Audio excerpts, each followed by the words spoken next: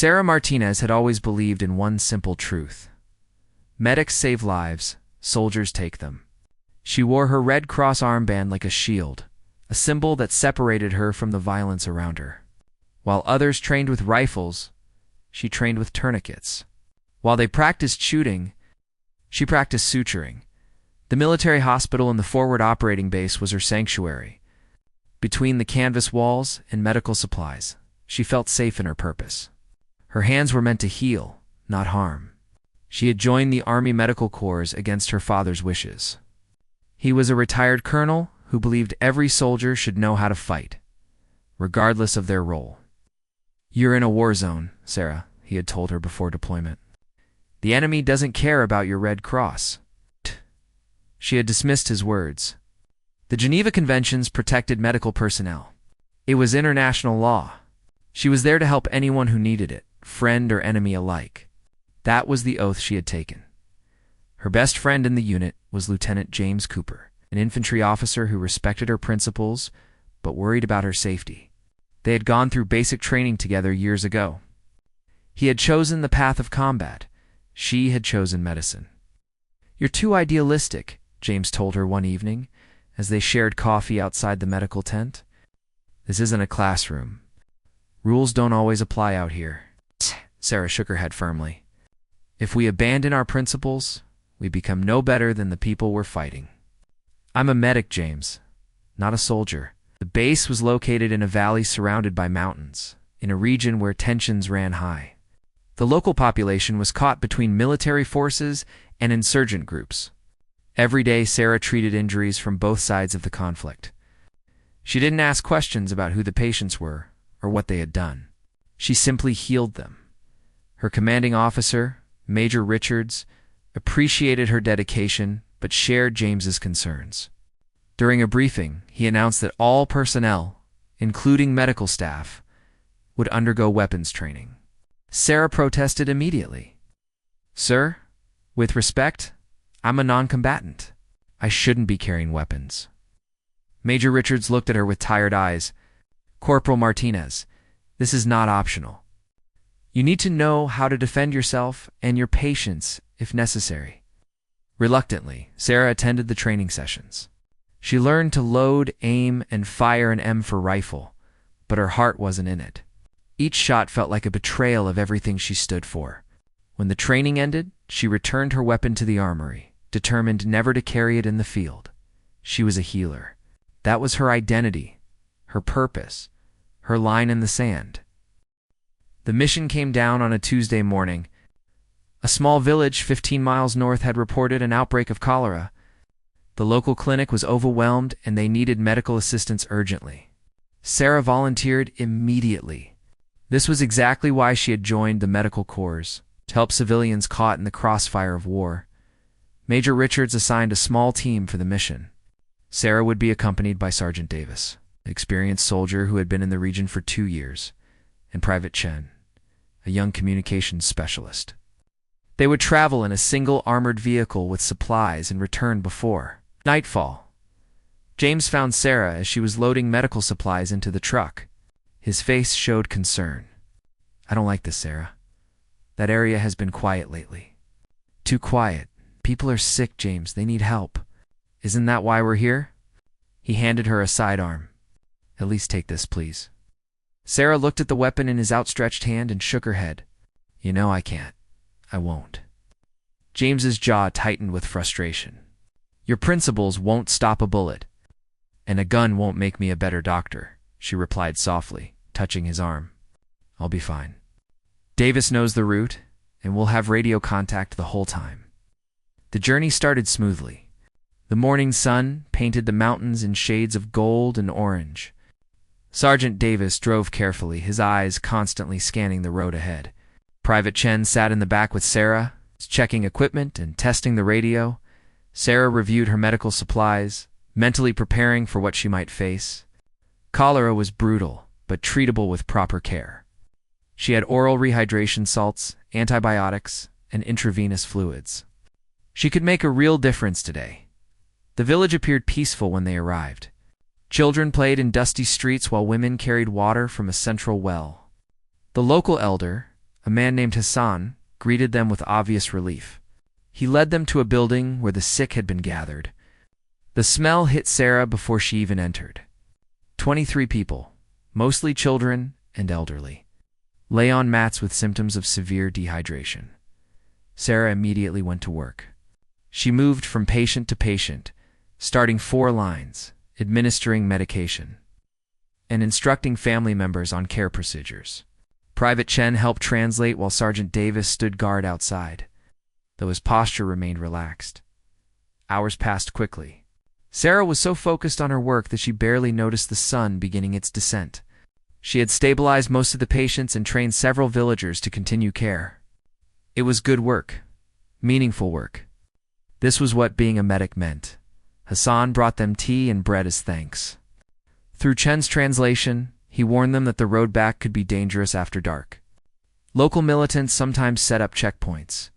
Sergeant Davis checked his watch. We need to leave now if we want to make it back before sunset. Sarah finished giving instructions to a village woman, then gathered her remaining supplies. Her uniform was stained with sweat and dirt, but she felt satisfied. Today, she had saved lives without compromising her beliefs. The sun hung low on the horizon as they pulled away from the village. Sarah sat in the back of the armored vehicle, tired but content.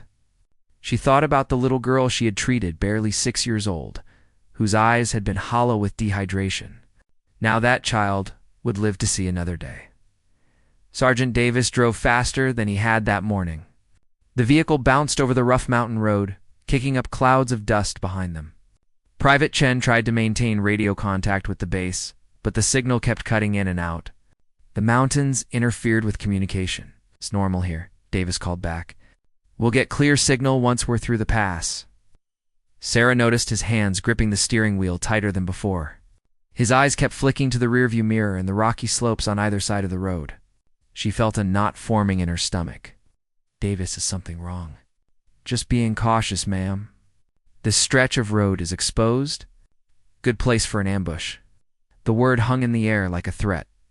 Sarah looked out the small reinforced window at the landscape passing by. The mountains cast long shadows across the valley. Every boulder, every curve in the road suddenly seemed menacing. Chen finally got through to the base. Falcon Base. This is Medical Transport 1. We're heading back through the northern pass. ETA 45 minutes? Static crackled. Then Major Richards's voice came through. Copy that, Medical 1. Be advised, we've received reports of hostile activity in your area. Stay alert and maintain radio contact. Davis cursed under his breath and pressed harder on the accelerator. The vehicle lurched forward, engine roaring as they climbed a steep incline. Sarah braced herself against the wall, her medical bag sliding across the floor. How far to the pass? She asked. 5 miles. Then it's clear road to the base. Sarah tried to calculate how long that would take. Maybe 10 minutes at this speed? She found herself wishing she had taken the sidearm James offered. The thought surprised her. Just this morning, she had been so certain of her principles. They crested a hill and began descending into a narrow canyon. The road here was barely wide enough for their vehicle, with steep rock walls on both sides. Davis had to slow down to navigate the tight turns. That's when Sarah heard it. A sound like thunder, but wrong. Too sharp, too close. The vehicle suddenly swerved hard to the right. Davis was shouting something. Chen grabbed the radio, his voice high with panic. We're taking fire. Falcon Base, we are under attack. The rear window shattered. Sarah threw herself flat on the floor, her heart hammering in her chest. She could hear bullets pinging off the armored hull of the vehicle. More thunderous sounds, explosions, somewhere behind them. Davis kept driving, weaving the vehicle through the canyon as more shots rang out.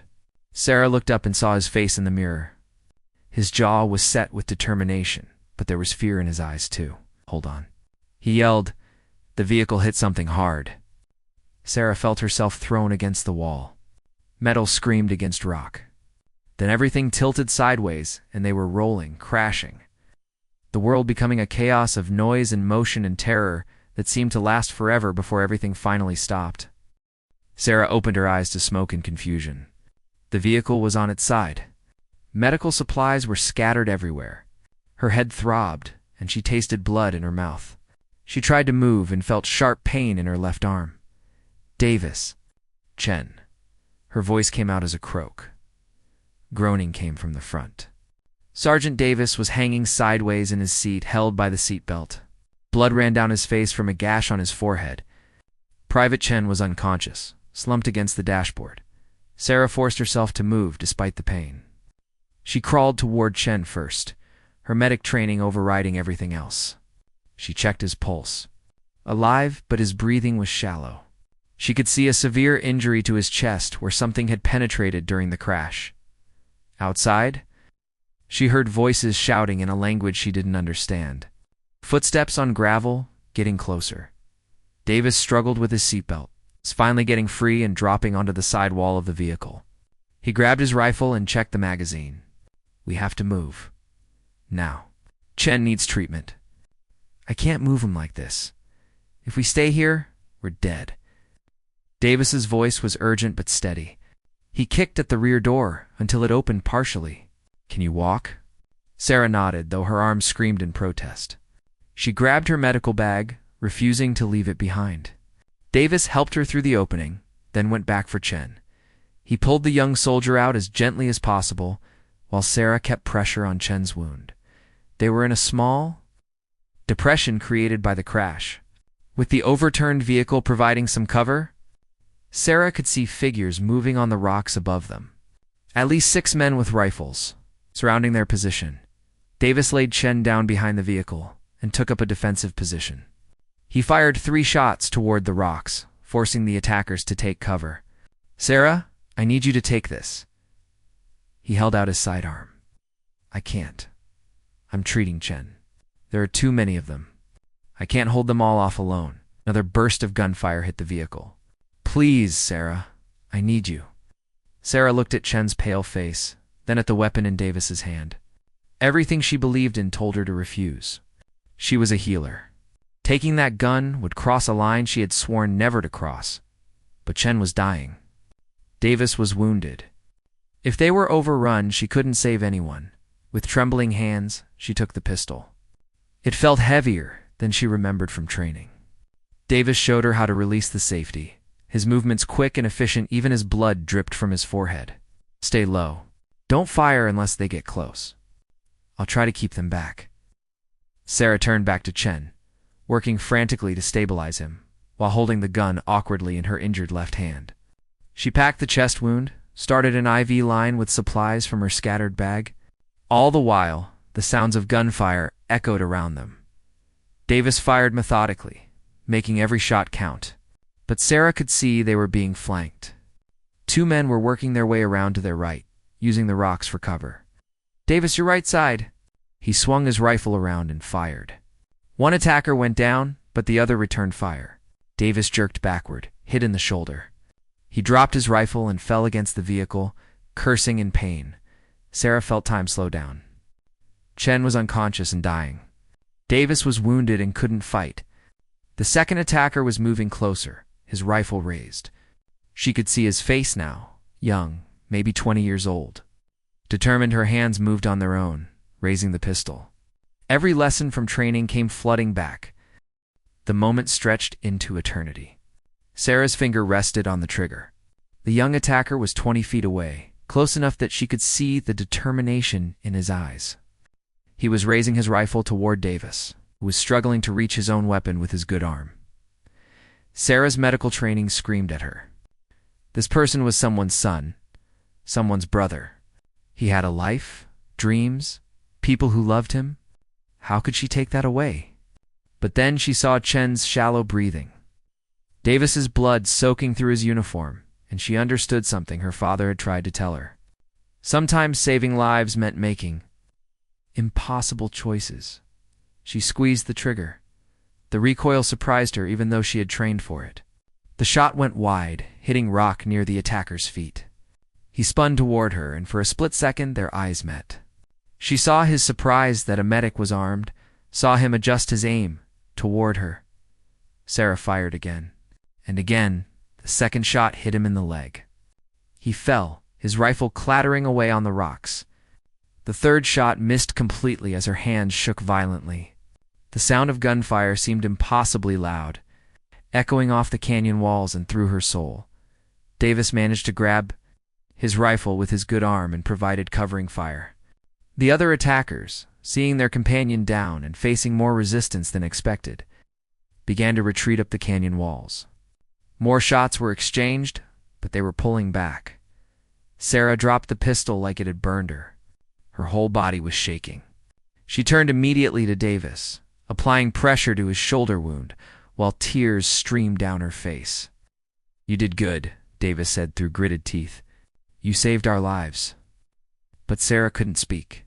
She worked on his wound mechanically, her training taking over while her mind struggled with what had just happened. She had shot someone. She had crossed the line she swore she would never cross. The sound of helicopter rotors filled the canyon. The base had sent rescue. Within minutes, a Black Hawk appeared over the ridge, providing air support while another landed nearby. Medical personnel rushed toward them with a stretcher. Sarah stayed with Chen during the evacuation, continuing to work on him even as other medics tried to take over. She couldn't let go. If she stopped working, she would have to think about what she had done at the base hospital. Sarah stood outside the operating room where Chen was fighting for his life. Her uniform was covered in blood, both his and Davis's. Her hands had finally stopped shaking, but they felt foreign to her now, like they belonged to someone else. James found her there, still standing in the corridor hours later. He didn't say anything at first, just stood beside her. Finally, he spoke quietly. "Davis told me what happened. You saved them both. I shot someone, James." Her voice was hollow. "I became the thing I swore I would never be. You became a soldier when you had to be. There's no shame in protecting your people." Ow. Sarah looked at her hands. "These hands are supposed to heal. Now they've taken life. How do I live with that?" Before James could answer, the art doors opened. The surgeon pulled down his mask, looking tired but satisfied. "Chen's going to make it. Another hour and we would have lost him." "You did excellent work out there, Corporal." Sarah nodded numbly. Chen would live. Davis would recover. She had saved them. But at what cost to herself? She thought about the young man she had shot. Was he being treated somewhere? Would he survive? Did he have someone waiting for him, wondering if he would come home? The questions haunted her as she finally walked to the showers.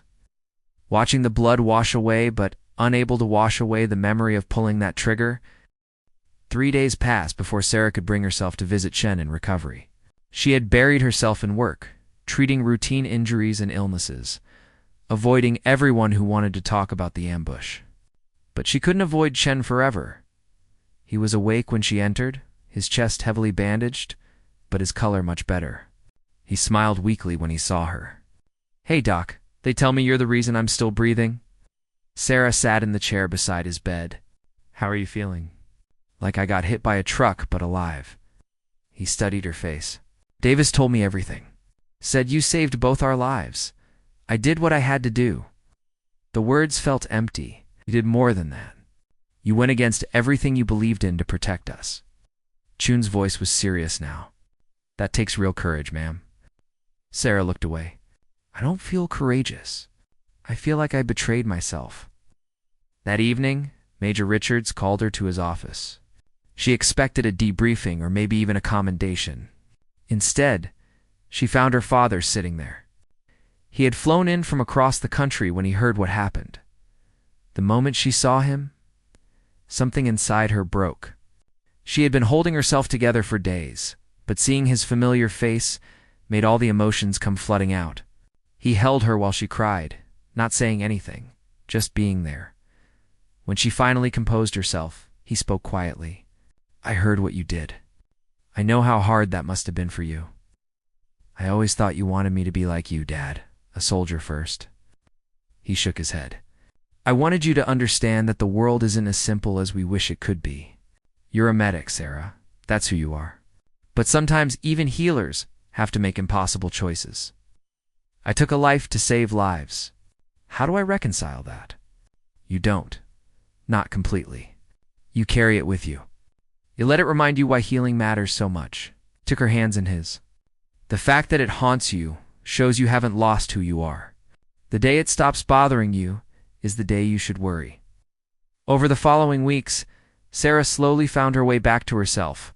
She continued her work as a medic with the same dedication, but with a new understanding. She still believed in healing, still saw herself as separate from combat soldiers. But she no longer saw those beliefs as absolute rules written in stone. The young man she had shot survived. She learned this through intelligence reports. He had been evacuated by his own people and treated at a clinic across the border. Knowing he lived didn't erase what she had done, but it provided some small comfort. Davis recovered and returned to duty. He sought her out one morning at the medical tent. "I never properly thanked you. You put aside everything you believed in to save us. That's the definition of heroism." "I'm not a hero, Davis. I'm just a medic who learned that principles sometimes have to bend in the face of reality." "Maybe that's what makes you a hero. You held on to your principles as long as you could, and when you had to choose between your beliefs and our lives, you chose us." Sarah watched him walk away, then returned to organizing her medical supplies. A new group of soldiers had just arrived at the base. She would brief them on field medicine procedures later that day. She picked up her Red Cross armband, looking at it for a long moment before putting it on. She was still a medic. She would always be a medic. But she understood now that being a healer in a war zone meant living in the gray spaces between absolutes. It meant making impossible choices and carrying the weight of those choices. Her father had been right. The enemy didn't care about Red Crosses, but that didn't mean the Red Cross didn't matter. It meant she had to be strong enough to wear it while acknowledging that sometimes even healers must fight to protect the lives they're sworn to save. She was a medic who had become a soldier for 3 terrible minutes, and somehow she had to learn to be both.